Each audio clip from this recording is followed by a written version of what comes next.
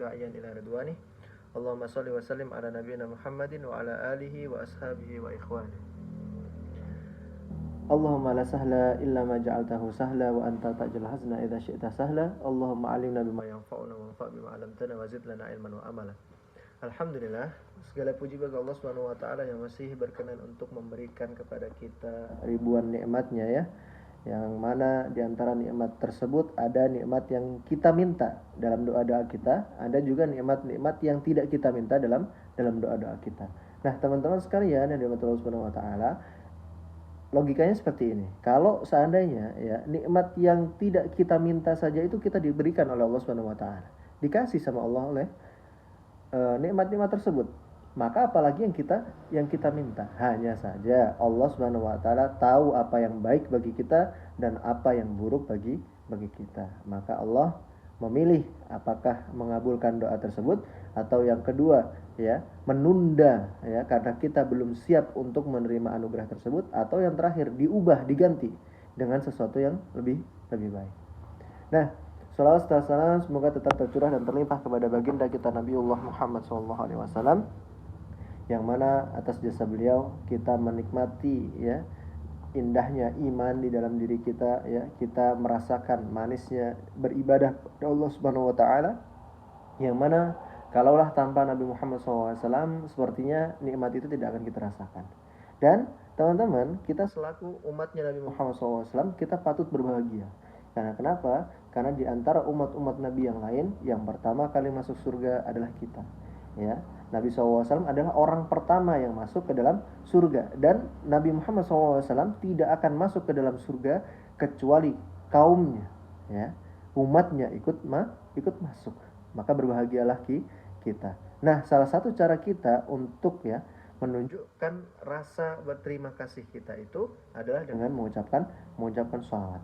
Ya, kalaulah kita kemudian tidak memiliki satu sholawat khusus yang kita lazimi setiap hari, maka paling tidak ketika disebut nama Muhammad SAW kita bersolawat kepada beliau. Allahumma sholli wa sallim ala nabiyina Muhammad. Teman-teman sekalian yang dirahmati Allah Subhanahu wa taala ya. Kajian pada malam hari ini ya sebetulnya adalah keresahan di dalam diri saya pribadi. Temanya ya. Tema ini adalah keresahan di dalam diri kita semua. Ya. Yaitu terkait tentang sebuah renungan ya. Sebuah renungan yang mungkin cukup mendalam ya, yang mungkin cukup menggugah ya, menggugah hati kita, mencoba menyadarkan kepada diri kita ya. Judulnya adalah Allah, bukankah aku seorang pendosa. Nah, ada apa di balik judul ini, begitu kan? Oke. Teman-teman, pernahkah satu ketika ya kita semua ingin kembali kepada Allah Subhanahu wa taala ya, tapi langkah kita terhenti karena satu kalimat yang muncul dalam kepala kita. Aku terlalu banyak dosa. Allah mungkin sudah muak dengan aku. Nanti saja kalau sudah berubah, kalau saya sudah baik, saya akan kembali kepada Allah Subhanahu wa taala. Padahal teman-teman sekalian, siapa yang mengatakan Allah hanya menerima orang yang sudah baik? Ya. Bukankah justru orang-orang yang penuh dosa itulah yang paling membutuhkan pintu taubat? Ya. Malam ini kita tidak akan membahas bagaimana cara menjadi manusia tanpa dosa, karena itu mustahil. Ya. Karena itu mustahil. Menjadi manusia tanpa dosa itu mustahil. Yang akan kita bahas pada malam hari ini adalah bagaimana Allah memperlakukan kita seorang pendosa yang ingin kembali kepada Allah Subhanahu wa taala. Begitu ya, teman-teman. Nah, teman-teman yang dirahmati Allah Subhanahu wa taala, ya, dari kata pembuka tadi, ya, apa yang terlintas di dalam pikiran kita? Ya. Wah, manusia nih, gitu kan? Ada sebuah, ya, saya tidak tahu, saya melihat dari satu video yang muncul di FYP saya, ya, yang mengatakan bahwasanya bentuk sempurna dari iblis adalah manusia, begitu katanya. Ya, bentuk sempurna dari iblis adalah manusia. Iblis sampai sekarang itu masih sesuatu yang abstrak di pikiran kita, yang tidak pernah mungkin belum tergambar secara jelas di dalam pikiran kita. Ya, Tapi di sisi lain kita di sini melihat ya, semakin hari ada berita yang kemudian ada saja ya,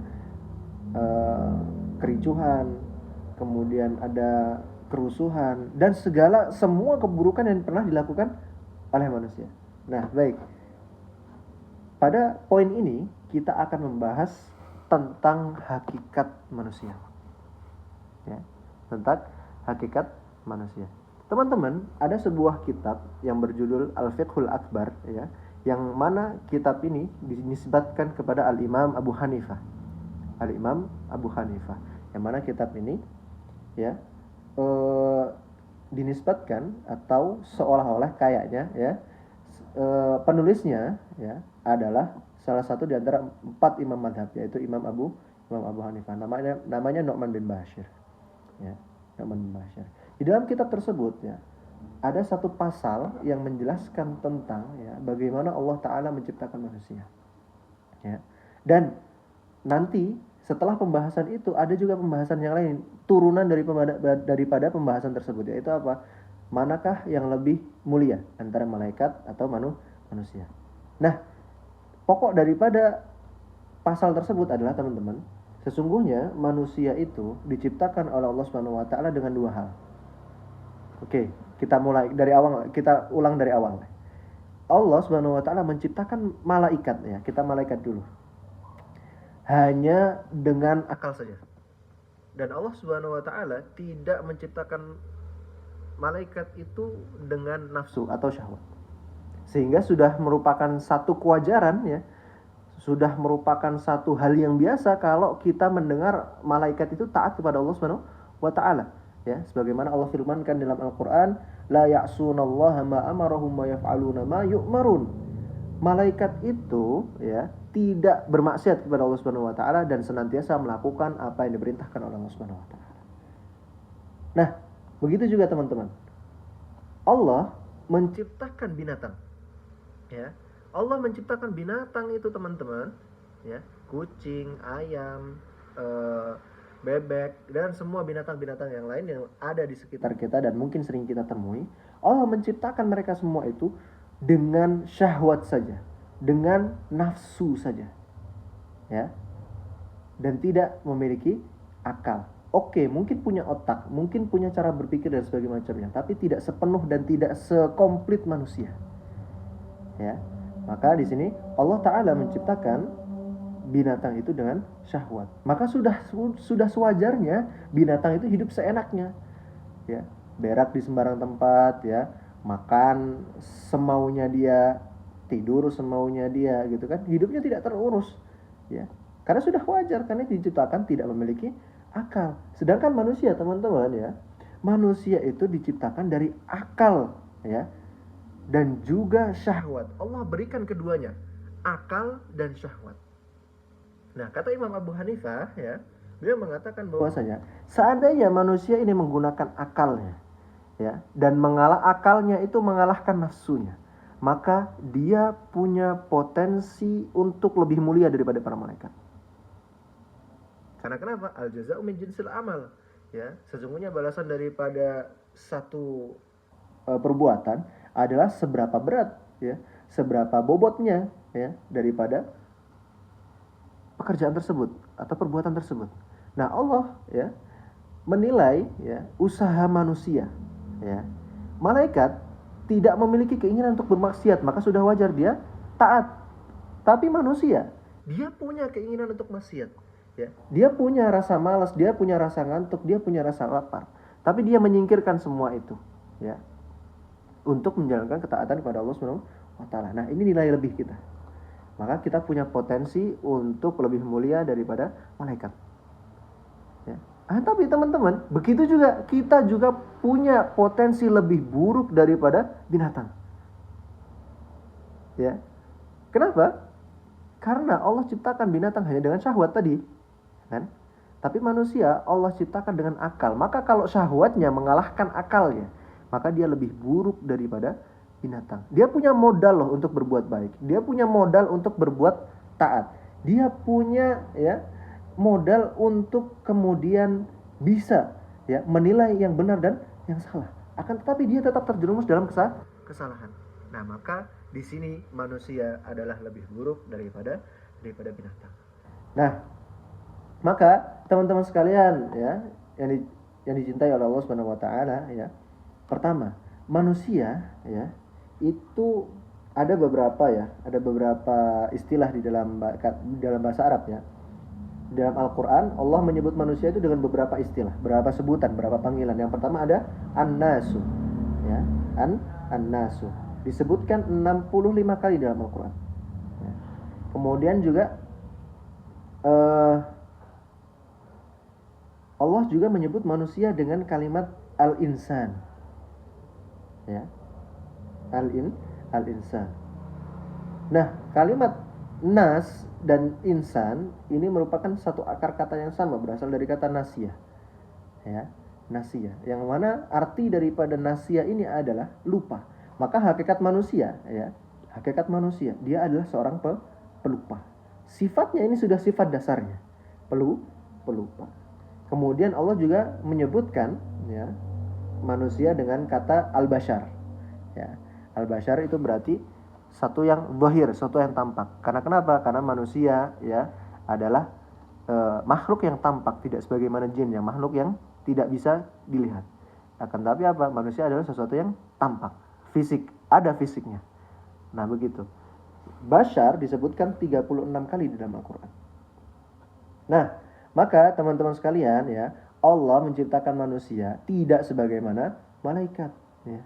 Maka di sini teman-teman, banyak orang merasa dirinya gagal menjadi muslim hanya karena sering terjatuh ya. Padahal Allah tidak pernah menciptakan manusia seperti malaikat.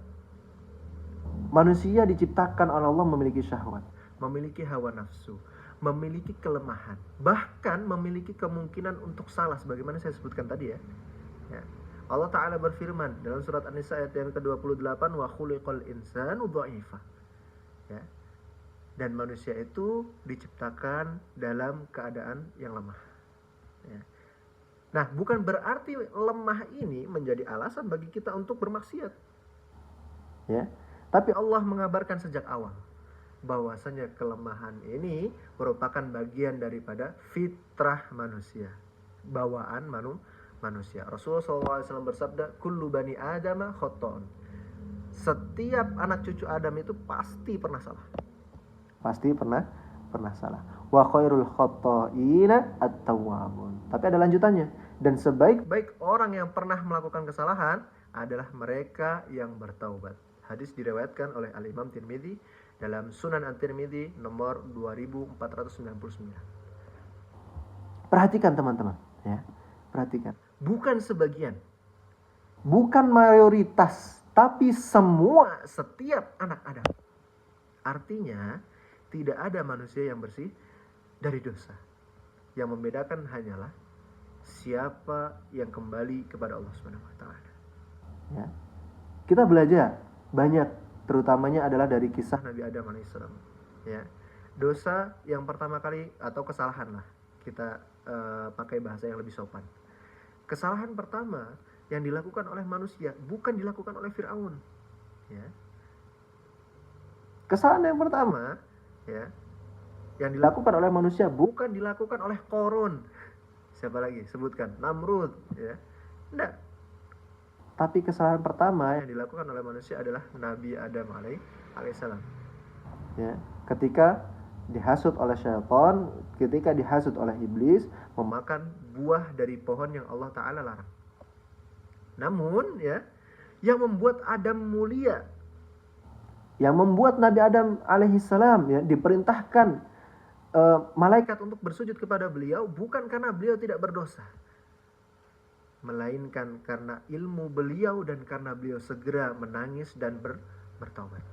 Allah mengabadikan doa beliau, Rabbana zalamna anfusana wa illam taghfir lana wa tarhamna lanakunanna minal khasirin. Wahai Rabb kami telah mendolimi diri kami. Jika Engkau tidak mengampuni kami dan memberi rahmat kepada kami, niscaya kami termasuk orang-orang yang merugi. Quran surat Al-A'raf ayat 23. Nah, kalau gitu teman-teman, Allah memang tahu kita lemah. Tapi mengapa Allah Subhanahu wa taala tetap memanggil kita dan memerintahkan kita untuk menjalankan ketaatan? Ya. Karena Allah ingin sesuatu, Allah ingin kebaikan di dalam diri kita. Oke, kita lanjut poin yang selanjutnya. Ya. Ada satu ayat teman-teman yang sangat luar biasa. Ya. Allah tidak pernah berkata, Allah tidak pernah memanggil kita di dalam Al-Quran, wahai pendosa. Tidak pernah. Ya. Allah tidak pernah memanggil kita dengan kalimat wahai pendosa. Allah juga tidak pernah memanggil kita dengan wahai ahli maksiat. Tidak. Allah juga tidak pernah memanggil kita wahai orang yang kotor. Tidak. Tapi Allah berfirman, qul ya ibadi, katakanlah wahai hamba-hambaku. Sebanyak apapun dosa yang kita lakukan, ya. Kemudian seberapa besar, ya, dosa yang pernah kita lakukan, maksiat yang pernah kita jalani, Allah tetap memanggil, qul ya ibadi, katakanlah wahai Muhammad, wahai hamba-hambaku. Quran surat Az-Zumar ayat 53. Perhatikan teman-teman, bahkan ketika kita, ya, telah melampaui batas, Allah tetap menyebut kita hambaku, bukan bekas hamba, bukan mantan hamba, tetapi hambaku. Selama nyawa belum sampai tenggorokan, hubungan itu belum diputus. Ya. Allah melanjutkan, alladzina asrafu ala anfusihim, yang telah melampaui batas terhadap diri mereka sendiri. Bukan dosa kecil, bukan sekali dua kali, tetapi mereka yang berlebihan dalam bermaksiat, namun Allah tetap memanggil mereka dengan kalimat hambaku. Ini menunjukkan rahmat Allah mendahului murkanya. Rasulullah SAW bersabda dalam hadis kursi, ya, Allah Ta'ala berfirman, Allah Ta'ala berfirman dalam hadis kursi, ya. Allah berfirman di dalam hadis qudsi, ya, inna rahmati sabaqat ghadabi, sesungguhnya rahmatku mendahului murkaku. Hadis riwayat Bukhari dan Muslim. Di dalam hadis yang lain Allah Ta'ala berfirman, ya, lau atani biqurabil dunya khotoya, ya, seandainya engkau mendatangi, ya, biqurabil ardi, mohon maaf, ya, saya ulang, lau atani biqurabil ardi khotoya, ya, seandainya engkau manusia, ya, mendatangiku dengan dosa sepenuh gunung, dosa sepenuh bumi, la ataituka biqurabiha maghfirah, maka aku Allah Ta'ala akan mendatangimu dengan pengampunan yang sebesar gunung juga, yang sebesar seluas bumi juga. Bahkan, ya, Allah Ta'ala berfirman, ya, di dalam hadis qudsi, berarti bukan bagian daripada Al-Quran, ya. Allah Ta'ala berfirman, lau ataitani, sebentar, saya lupa, astagfirullahaladzim. Ya, Allah Ta'ala berfirman dalam hadis qudsi, innaka ma rajautani, ya, wa da'autani ghafartu laka ala ma kana wala ubali. Allah Ta'ala mengatakan, ya, seandainya engkau tetap berharap kepadaku, ya, selama engkau tetap berharap kepadaku dan engkau berdoa kepadaku, wahai manusia, wahai anak cucu Adam, ghafartu laka ala ma kana wala ubali, saya akan mengampuni engkau, ya, sebesar apapun dosanya, dan saya tidak peduli seberapa besar dosa tersebut. Ya. Saya tidak peduli seberapa besar dosa tersebut. Begitu. Bayangkan teman-teman, ya. Kita ambil satu contoh, satu gambaran untuk lebih mempermudah pemahaman kita. Bayangkan seorang anak, ya, ia berkali-kali membuat kesalahan, ya, berkali-kali membuat kesalahan.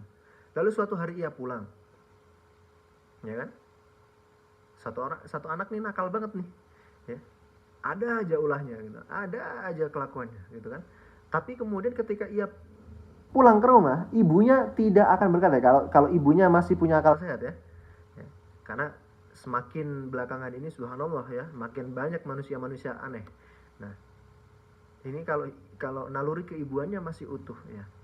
Anak tersebut senakal apapun, ketika dia pulang ke rumah, ibunya tidak akan pernah berkata saya bukan ibumu lagi, enggak.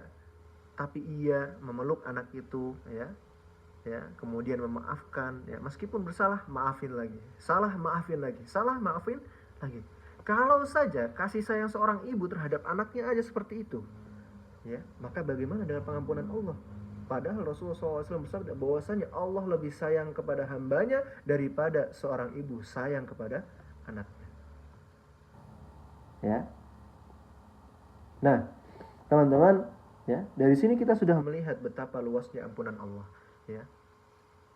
Ayat yang kami bacakan tadi ya, yang telah kita bahas dan kita jelaskan, kita terangkan, itu merupakan ayat yang paling penuh harapan di dalam Al-Quran ya. Surat Az-Zumar ayat 53. Qul ya ibadiyalladzina asrafu ala anfusihim la taqnatu min rahmatillah innallaha yaghfirud dzunuba jami'a. Wahai hamba-hambaku yang melampaui batas terhadap dirinya sendiri, janganlah berputus asa dari rahmat Allah. Sesungguhnya Allah mengampuni seluruh dosa. Perhatikan 3 penegasan Allah. Yang pertama, Allah tetap menyebut kita hambaku ya. Kemudian Allah mengatakan jangan berputus asa, wala taqnatu ya. Di dalam ayat yang lain mengatakan wala tayasu ya. Kemudian yang ketiga, Allah menegaskan mengampuni semua dosa ya. Tidak ada dosa yang terlalu besar bagi ampunan Allah Ta'ala. Yang berbahaya bukan besarnya dosa, tapi kecilnya keinginan untuk bertobat ya. Sebagaimana di dalam hadis qudsi Allah berfirman, wahai anak Adam, seandainya dosamu memenuhi langit, kemudian engkau memohon ampun kepadaku, niscaya aku akan mengampunimu ya. Teman-teman ingat gak ya, ada kisah orang yang membunuh 99 orang ya. Kemudian orang tersebut menghampiri ya, mungkin cerita ini sudah sering kita dengar ya, menghampiri seorang yang ahli ibadah ya, apakah masih ada kesempatan bagi saya untuk bertobat ya. Maka ahli ibadah tersebut mengatakan, gimana caranya engkau bisa diampuni oleh Allah ya, padahal engkau telah membunuh 99 orang. Maka kesal dia, dibunuh lagi, total 100, genap sudah 100 orang ya. Kemudian ia bertanya lagi ya, kepada seorang yang alim, seorang yang ahli ilmu ya. Kemudian, apakah saya akan diampuni oleh Allah Ta'ala padahal saya telah membunuh 100 orang? Maka orang alim tersebut pun mengatakan, siapa yang dapat menghalangi antara dirimu dan taubat daripada ampunan Allah Ta'ala? Tapi syaratnya tinggalkan lingkungan buruk sekarang ya, karena dia tinggal di lingkungan yang memang berandal begitu. Maka hijrahlah engkau menuju negeri orang-orang yang soleh ya. Di tengah perjalanan ia meninggal, wafat. Malaikat rahmat dan malaikat azab pun berselisih ya, berselisih. Ini ya, dia sudah taubat kata malaikat rahmat, tapi malaikat azab belum. Enggak, apa dia melakukan apa, orang dia ibadah aja belum ya, melakukan ketaatan aja belum gitu kan. Maka keduanya pun meminta ya, minta keputusan dari Allah Ta'ala. Maka Allah memerintahkan bumi ya, memerintahkan mereka berdua, para malaikat azab dan malaikat rahmat, untuk mengukur jarak antara dia dengan negeri yang dia tinggali sebelumnya dengan negeri yang akan dia hijrahi ya, ke negeri orang yang soleh tersebut ya. Kemudian ternyata jaraknya lebih dekat kepada negeri orang yang soleh. Dalam beberapa riwayat malah mengatakan sebetulnya lebih dekat kepada negeri asalnya, akan tetapi kemudian Allah memerintahkan bumi untuk mendekatkan jarak ke negeri yang orang yang soleh. Nah teman-teman ya, dari kisah ini kita bisa tahu bahwasanya yang menyelamatkan dirinya bukan karena ia sempat banyak beramal, tapi karena ia tulus, tidak berputus asa, dan dia benar-benar berjalan menuju Allah Ta'ala. Nah teman-teman, Terakhir, renungan pada malam hari ini adalah, bukankah aku pendosa? Ya, mungkin malam ini di antara teman-teman sekalian atau di antara kita ya, ada yang berkata dalam hati, aku sudah terlalu jauh, aku sudah terlalu kotor, aku terlalu munafik untuk kembali ya. Sekarang izinkan saya bertanya kepada teman-teman sekalian, siapa atau apa yang membuatmu yakin bahwasanya dosamu lebih besar daripada rahmat Allah? Bukankah Allah sendiri yang mengatakan, wala taqnatu min rahmatillah, jangan berputus asa dari rahmat Allah ya. Maka saat engkau berkata aku tidak mungkin diampuni, hati-hati ya. Mungkin ya, jangan sampai kita lebih mempercayai bisikan setan daripada janji Allah. Setan memiliki satu tujuan, bukan hanya membuatmu berdosa, tapi membuatmu merasa tidak layak kembali ya. Karena selama engkau masih mengetuk pintu taubat itu, setan belum menang. La tanqati'ul hijrah hatta tanqati'ut taubah, wa la tanqati'ut taubah hatta tatlu asyamsu min magharibiha.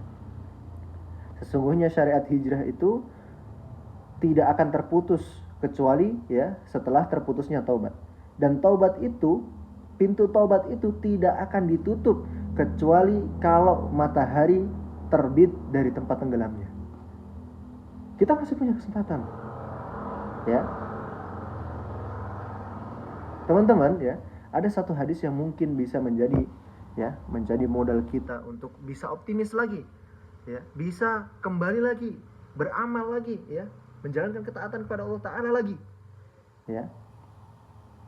Nabi SAW bersabda, as-salawatul khamsu wal jum'atu ilal jum'ati wa ramadhanu ila ramadhana mukaffaratun ma bainahunna.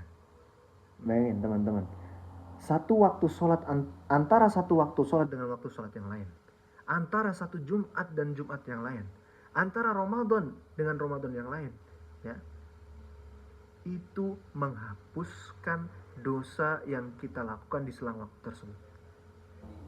Maka ya, saya termasuk di antara kalangan yang meyakini bahwasanya masuk surga itu mudah ya. Masuk surga itu mudah. Karena kenapa? Karena kita sudah punya kuncinya. Sedangkan neraka kita tidak punya kuncinya. Bagaimana engkau bisa mudah masuk neraka padahal engkau tidak punya kuncinya? Kita sudah punya kunci masuk surga. Apa? Syahadah. Ya. Kita sudah bersyahadat, maka kita sudah pegang tuh kuncinya. Tinggal kita ngepasin dan membentuk gerigi-gerigi daripada kunci tersebut agar sesuai dengan pintu surga yang akan kita masuki.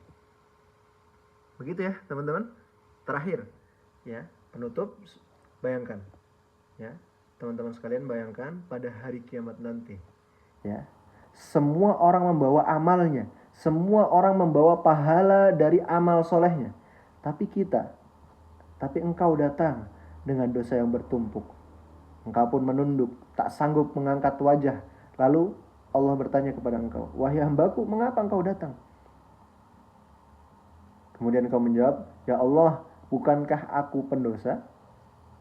Lalu Allah menjawab melalui janjinya yang kekal, innallaha yaghfirudz dzunuba jami'a. Sesungguhnya Allah mengampuni seluruh dosa. Bukan karena dosamu kecil atau besar ya, tapi karena rahmat Allah Ta'ala jauh lebih besar daripada maksiat yang pernah kita lakukan. Maka jangan pernah menunggu menjadi suci untuk kembali kepada Allah. Kembalilah kepada Allah agar Allah yang menyucikan engkau ya. Allah tidak pernah meminta hamba ya tidak pernah melakukan kesalahan atau tidak pernah berdosa ya. Tapi Allah mencintai hamba yang setiap kali ia terjerumus dalam dosa, ia bangkit, menangis, lalu kembali kepada Allah Subhanahu wa taala. Hakadha wallahu subhanahu wa ta'ala a'lamu bisawab. Subhanakallahumma wa bihamdika asyhadu an la ilaha illa anta astaghfiruka wa atubu ilaik. Assalamualaikum warahmatullahi wabarakatuh.